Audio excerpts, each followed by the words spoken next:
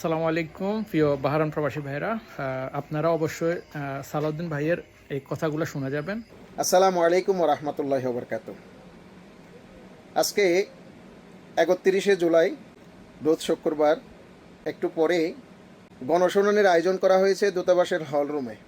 আমি জানি আপনারা অনেকে উপস্থিত হবেন, তবে যারা উপস্থিত হবেন আপনাদের কাছে আমাদের যারা সাধারণ প্রবাসী আছি, আমাদের পক্ষ হয়ে আপনারা রাষ্ট্রদূত মহোদয়ের কাছে আপনারা একটা প্রশ্ন করবেন বা একটা কথা তুলে ধরবেন, যেটা হচ্ছে বর্তমানে এই পরিস্থিতিতে যারা বাহারাইন থেকে বাংলাদেশের ছুটিতে গেছে তাদের থেকে 30% মানুষকে ভিসা ক্যান্সেল করে দিচ্ছে। এই বিষয়টা আপনাদের কাছে হাত জোর করে রিকোয়েস্ট করতেছি, এই বিষয়টা আপনারা রাষ্ট্রদূত মহোদয়ের কাছে তুলে ধরবেন। এটা আমি আশাবাদী আপনারা অবশ্যই তুলে ধরবেন। এভাবে যদি ক্যান্সেল করতে থাকে তাহলে আগামী 2-4 বছরে আমি মনে করি বাহারাইনে আমাদের বাংলাদেশি খুঁজে পাওয়া মুশকিল হয়ে যাবে। ধন্যবাদ সবাইকে, ভালো থাকবেন। সবাই ভিডিওটা দেখা মাত্র একটা শেয়ার করে দিবেন প্লিজ।